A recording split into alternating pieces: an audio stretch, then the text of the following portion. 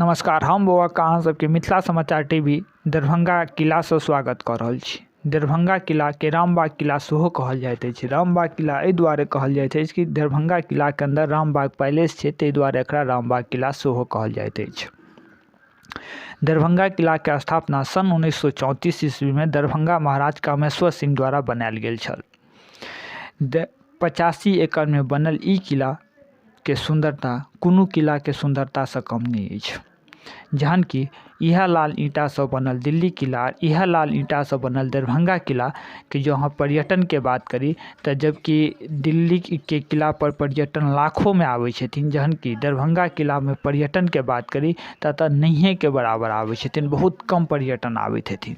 मगर एतेक सुंदरताके बावजूदो के बाद एहिठाम पर्यटन नहीं आबै छथिन। ताहिके कारण की छै, ओ जो अहाँ जकर दोष दियौ ओ हमरा नहीं बुझाइए, चाहे ओ केंद्र सरकार अखन तक एहि पर बात पर नहीं देखलथि है, या किला एतेक सुंदरताके बावजूदो एहि किलाके नहीं देख रहल छथि, या बिहार सरकार या पर्यटन विभाग, जिनकर दोष दियौ ओ दोषी कतौ ने कतौ निश्चित भऽ सकैत छथि कि तीनों में से केओ देखैत रहिथिन तऽ ई किलाके आइ जो छै स्थिति कनि नीक रहितै, आ किला पर पर्यटन जे छै सेहो जरूर अबैत रहितै। मगर किछु नहीं छै किलाके।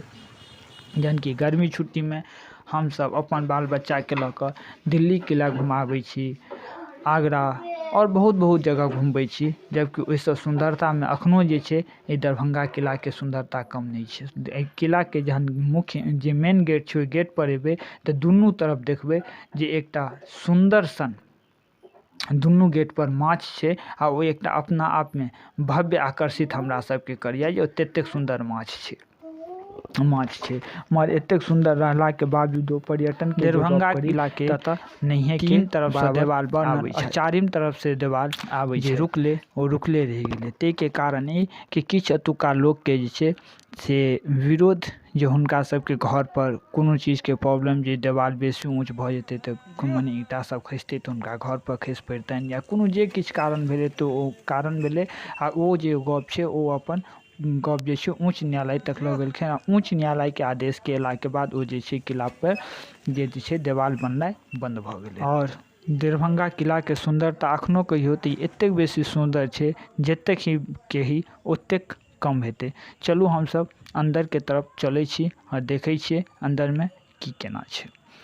तऽ हमसब अंदर आबि गेलहुँ। अंदर अयलाके बाद सबसँ पहिने ई गड्ढा हमरा सबके देखाइए, और ई जे गड्ढा छै ई चारू तरफसँ गड्ढा छै। आ ई गड्ढा एहि दुआरे हमरा बुझाइए जे हेतै कि मिथिलांचलमे जे पानि बेसी होइ छै, आ बाढ़ि सेहो बेसी अबै छै। हर साल लगभग मिथिलांचलमे बाढ़ि कतौ ने कतौ आबि जाइ छै, आ दरभंगा ओहिमे सेहो आबि जाइ छै।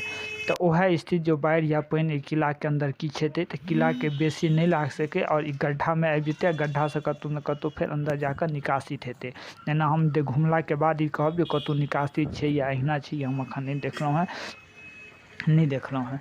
तऽ चलू हमसब और आगाँ देखै छियै। मगर एकटा एतऽसँ देखियौ ई जे छै देवाल जे छै ओ कतेक अपना आपमे आकर्षित करै छै, कतेक सुंदर छै दरभंगा किलाके ई देवाल, जे अहाँसँ हम कैमरामैनसँ कहबनि कनि और नीकसँ देखबै लए, कतेक सुंदर देखैमे लागै छै। मगर अखनो कहबनि जे ऊपर कनि देखै लए, ऊपर देखलाके बाद इहे होइ छै कि किलाके जे छै इहो पर गाछ सब, छोट छोट गाछ सब, वृक्ष सब हेबऽ लगलैए, जाहिके कारण ई हमरा बुझाइए कि देवाल वृक्ष सब भऽ गेल यऽ, ताहि दुआरे जे छै धीरे धीरे सुंदरता कम भऽ जेतै। मगर अखन जे छै कि सुंदरता सेहो बहुत बेसी सुंदर छै। अखनो जे छै दरभंगा किलाके सुंदरता जे छै ओ अखनो बहुत बेसी छै।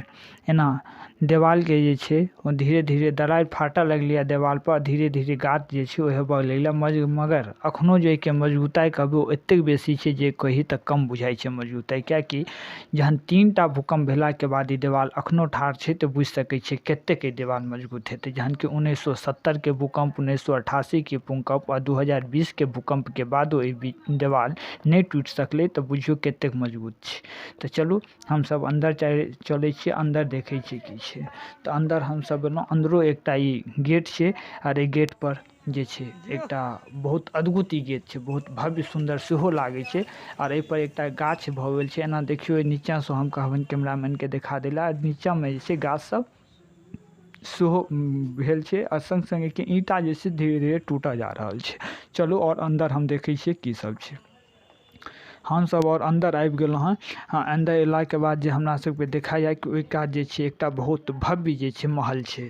तऽ कहल जाइ छै कि दरभंगा महाराज जे छै जहन महल बनबै मने किला बनबै छलखिन, किलाके अन्दरमे दूटा एकटा महल बनबै छलखिन, जाहिमे एकटा महल जे छै रामबाग पैलेस, जहन कि दोसर महल जे छै दरभंगा महाराजके प्रसिद्ध पूजा स्थान छलै अछि, जे कि मानल जाइत अछि कि दरभंगा राज परिवार अपन कुल देवताके पूजा एहि महलमे करै छलथि।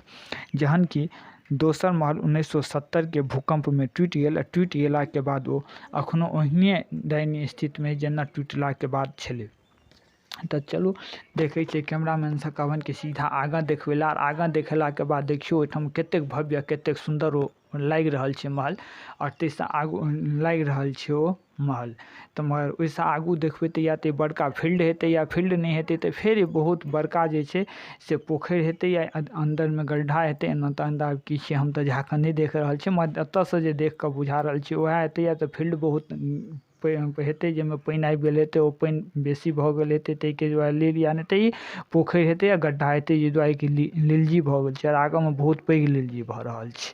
तऽ आब देख सकै छियै एतेक सुन्दर बावजूद हमर सबके किला रहैके बावजूदो एखन तक एहि किलापर किनको ध्यान नहि गेलनि हँ। एहिके लेल किनका हम दोखी कहियनि, किनका हम नीक कहियनि, ई शब्द हमरा लग नहि अछि। मगर एखनहु हम कहबनि जे जिनका लग तक अबनि आ नजरि जानि हुनकासँ आग्रह के किलापर एक बेर जरूर देखथिन। आ किलाके देखलाके बाद कोनो किलाके सुन्दरता एहिके कम नहि छै, ताहि दुआरे इहोके पर्यटन स्थान बनायल जाय से हमरासँ आग्रह। तऽ चलू इएहके संग हम बौआका मिथिला समाचार टीवी मगर अहाँ सबसँ एकटा लास्टमे हम आग्रह करब, जे कोनो शब्द हमरासँ बाजैमे गलती भेलए तऽ ओकरा अहाँसब माफ कऽ देबै।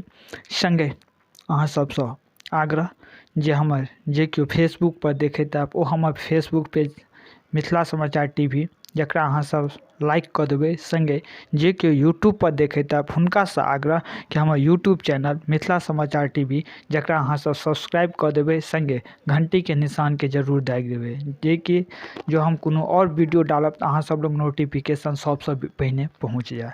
तऽ सङ्गे अहाँसब लाइक सब्सक्राइब करिते छी आ करिते रहब, आओर सङ्ग कमेंट बॉक्समे जे कोनो गलती भेल हेतै ओ अहाँ सबसँ आग्रह जे अहाँ कमेंट बॉक्समे दऽ देब। हम बौआका मिथिला समाचार टीवी।